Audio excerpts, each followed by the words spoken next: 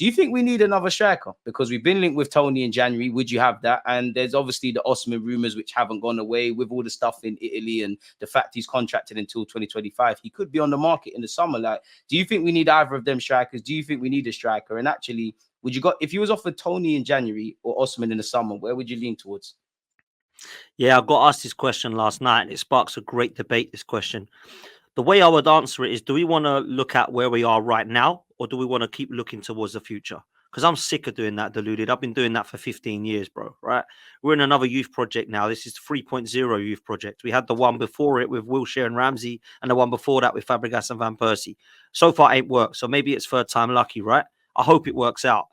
But if I can maximize a transfer window in January and Toney's there, I'm taking him, bruv. I'm not going to go, nah, I don't want him. I want Osimhen in the summer. And then what happens? Osimhen looks at Real Madrid and goes, do I want to go there, or do I want to go to Arsenal and probably lose to City and potentially get to a semi of a Champions League? Like, what do I fancy? And then we've missed out on Toney and Osimhen, and we're going for Evan Ferguson at Brighton, who will be another player that's probably going to be 100 million. Right? To get a conversation, it's 100 million for that Ferguson brother. And he's 18 and he scored one hat-trick. Do you know what I mean? So this is the problem. For me, I'm taking Ivan Toney. I don't care if that means we might not get Osimhen or we might get him as well. For me, I don't care. I'm taking Ivan Toney because he can do something right now. This is a Premier League proven striker, which is something that Osimhen is not, although I do think he's a beast and will kill it here. I don't know that. I can't guarantee he's going to get 25 goals, can we? We don't know that. We're hoping that if he comes Arsenal, he's going to do that. That's a good point. For me, we don't know. He could come and be like, oh, I need to get back to Italy because this place is too physical for me. I don't know. I don't know enough about the player. That's a good point. It's a genuine point. But for me, if I'm asking you right now, what Premier League striker am I taking that's realistic? Ivan Toney is the guy for 60 million, which is what they're quoting. Thomas Frank knows he's going. He's not silly. A bit like David Raya. He doesn't stand in their way. I think he's a very good manager, by the way, Thomas Frank. And I do like what he does. And I think Ivan Toney would be a massive, massive impact signing. Great upgrade on Eddie Nketiah. And if you picture the scene, let's say Arsenal were flying. Let's say we continue to go on this. We haven't lost yet and we're still looking good. We get to January. We're out of group stages. We've won that. We're waiting for our opponent in the last 16. We're in a Carabao Cup semi-final. I think it will be back then. FA Cup's just about to start. We're waiting to see who we get in that draw. And we're in touching distance of City by 3 points behind them. Ivan Toney signs. Everybody else goes, okay, now Arsenal are serious. That's a boost. That's a massive boost. So, okay, we have to do all those things to be that. I'm looking into the future of January, but then I'm looking at Ivan Toney thinking he might be able to win us something this season. Not, oh, I'll tell you what, I don't want to get Toney. I'll stick Eddie now because then we might be able to get Osimhen. And then Real Madrid go, actually, fair play to Arsenal, but we're going to have him because we're getting Mbappe and him. And then we're screwed. Do you know what I'm saying? So for me, it's not about let's worry about next season. Let's worry about this season first. I'm not worried about what happens next season, bro. I'm worried about this right now. Because otherwise we'll be looking at, right, I'll tell you what we need to do. We need to look at what's going to happen after Jorginho and El Neni go in the summer. Let's not worry about that now. Let's worry about this squad right now and how we can boost this squad, not who's going to replace the long-term El Neni and Jorginhos of this world in the next summer. Come on, man. Like, let's work. It's always about the future of Arsenal. It's always about what's this going to look like. Because I'll tell you this now, bro. Saka, Martinelli, Odegaard, Saliba. If they're 27 and they haven't won a Premier League, they're going Real Madrid. They're going to have to keep it moving. Yeah. So, they're going to have to you know what I'm saying? This is about win now so that keep these guys happy because they're only going to be happy for so long. Footballers are ruthless, bro. They're mercenaries. So we got to do this now, man. And if Ivan Toney becomes available now, I'm getting him, man. 100. I think you're right on that point about Odegaard, Saka, Saliba, etc. In that it's great now. You're young. You're kind of growing with the squad. There isn't necessarily that pressure to win beyond the fact of what the fans want and the internal pressure. But if you get to a point where you're in your peak powers, you're gonna want to win stuff because you could stay at Arsenal till you're 30 odd, and you're just or 35, and you're just gonna get cheerio, thank you, testimonial, but you haven't got out of your career what you want. So I think you're bang on the money. Equally in terms of being bang on the money with Toney being a lift, I think the only mark against Toney's name I could say is probably I don't know how fit you're gonna be because I know you're back training, but you're not gonna be fit. He's got 18 months left on his deal. He's got a new agent. Brentford seem quite realistic when a player wants to leave. It all depends on the fee and the conditions of the deal and what other teams are going to do. But I'm having Toney. I think he fits the system. I think he can contribute without scoring. Evidently, I think he scores goals. I think he gives us a physical kind of threat, a bit like what you were saying with Havertz earlier. But the difference is Toney can actually header respectfully to Havertz. I'm having Toney. What would that mean for Jesus, though? Is that a case of Jesus being second fiddle? Is it a case of Toney being in the squad, or does Jesus provide another option on the left or the right? Kind of what you've seen with Eddie Nketiah and him in the last couple of games. Yeah, both. I love Gabriel Jesus, but I haven't seen him have a season where he ain't got an injury yet. So I need to be seeing that for him to be guaranteed number 9. And who's more clinical in the box, Ivan Toney or Jesus? I'd say it was Ivan Toney. Probably Toney. So, so for me, it's going to be a fight for the shirt. And that's what it should be in every position, by the way. It's how you deal with it. What I'm not against is the David Raya Ramsdale situation. I'm really not against it. But I'm against it if the manager's going to treat it like that. Because can you imagine if he does that in every position? Because I wanted this with Zinchenko and Tierney. I liked that. I wanted that to stay. I didn't want to sell one. I wanted this. I didn't want Tierney to go at all.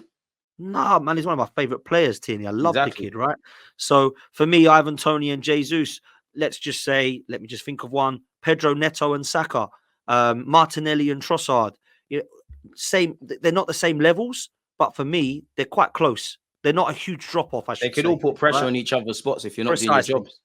Precisely. So that's what we need in every position, right? Because you're taking Saka and you're taking Martinelli, but Trossard and let's say Pedro Neto are knocking on that door, going, "I am still here, by the way." Do you know what I mean? And that's what I wanted in every position, bro. And I still feel we're short in a few. So what would that mean for Eddie Nketiah? Could you make a case of him kind of being in and around the squad, kind of doing what he does now to a lesser extent? Or is it a case of, he has improved, he has started the season brightly, he does look fairly Premier League proven now? Is it a case of we was to buy Toney for 60 odd and then we probably move on Eddie Nketiah at a profit and kind of, offset the deficit essentially in that regard? Yeah, listen, if someone wants to come in with 20 to 25 million, I probably would say, yeah, go on then.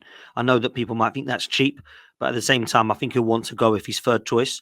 If he wants to stay at third choice and he wants to play the Carabao Cups and some of the early stages of some of the competitions and our cup competitions, cool, be your third choice striker if you want, because I always prefer to have 3 strikers than 2.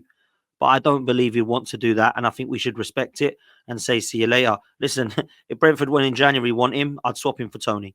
If people want, you'll take some money off the price as well. In theory. Precisely, we'll give you. Let's say, I'll tell you what, I'll give you 40 million plus Eddie. There you go. Go. Yeah. Do you know what I mean? I'll do that. So it depends what Brentford wanted to do. But I think Arteta loves Eddie, man. He loves him, doesn't he? I think he likes him from a personal point of view as well. And obviously, we've played football before. That's sometimes why you get a look in. I think, and it's not a knock on Eddie Nketiah's name for anybody listening, but I just think he likes Eddie. I think he likes I will give that to Eddie. I think he's very professional. I think he's very realistic about his situation. I like the way he kind of carries himself, if I'm completely honest. So I think you're bang on the money with that needed. You kind of touched on it. If everybody's fit, what is your front three? Because I have found with Arsenal fans, it kind of differentiates. I think the only given is Saka on the right. Yeah, man, it is mad, isn't it? Because I think if everybody's fit, I'll go Saka, Martinelli, Jesus. But one player that I really can't have any disrespect for is Trossard. I feel sorry. I love the guy, man. I love him. I think he's been treated very harshly towards the back end of last season. In March, he got Player of the Month. He got 3 assists in the first half, which has never been done before against Fulham, like the Fulham game at Craven Cottage. Unbelievable, right? And then he literally didn't see him again, pretty much. I mean, April and May, the league title was thrown away, and Trossard was hardly anywhere to be seen, bit part player. Then he got the injury, pre-season, best player for me, by far, Trossard. Then he got a little bit of a knock and couldn't quite get back into the side. And now that he did come back into the side, when Martinelli got a knock, he scored the goal. He was brilliant against, well, let's be fair. When has he not been brilliant, actually? Fulham was probably the only game this season where he come off when no one was good. Yeah. Or even when he came on against Anfield last year as a false 9, but I've never been convinced on Trossard as a false 9. But generally, he's taking his chances, man. And I like Trossard because he's experienced and I think he's the best finisher at the club. I've always said, people always get on to me. I do think Trossard's overrated, and I'm going to explain that in a sense of I think he's a terrific player. I just feel people put him on a level that he's not necessarily. And I think that's because he doesn't play. But I do think he should get more game time. I do think he's more of a vital player than people give him credit. I do think he's the more adaptable player out of the front 4. And I think he's the best finisher. I might not think much of Jorginho, but if I'm Declan Rice, in the 12, 18 months while Jorginho's still there, there's many things you could learn from Jorginho and get that into your game that you could take. And I think if I'm Saka, Martinelli, even Odegaard, there's a lot you could learn about Trossard, because I don't know how to explain it, but if a chance is on his left foot, he'll hit it. If it's a thing where he needs to take an extra touch, he'll do it. I think the others can kind of get nosebleeds, like Jesus. I love the guy, but he kind of does too much. I think Trossard's the most kind of natural at that, and I like Trossard in that. Obviously, he can get better, but it's what you see is what you get from Trossard. Really, he's at that stage of his career while the others are developing. So I've got a big fan of him. For me as well with him is his quick feet, and he reminds me so much of some of their past Emirates players, man. He reminds me of Alexander Hleb. He reminds me a little bit of Thomas Rosicky. He reminds me a little bit of Santi Cazorla.